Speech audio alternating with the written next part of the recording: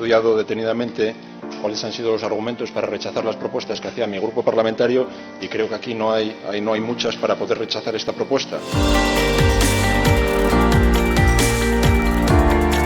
No sé si saben lo que es una cama supletoria, es una cama auxiliar que se introduce en una habitación. La normativa asturiana nos impide que vengan muchas familias con más de un hijo a contratar habitaciones en los hoteles asturianos. Hay que cumplir otra serie de requisitos como tener zonas ajardinadas, parque infantil con aparatos e instalaciones de recreo, sala de juego, servicio de guardería, servicio de animación. ¿Qué tendrá que ver todo esto con una segunda cama supletoria? Las camas supletorias tampoco tienen ningún sesgo ideológico, son para hombres, para mujeres, de cualquier raza, hombres mayores, de más edad, de menos. No 26, abstenciones 0. Por el resultado indicado queda rechazada.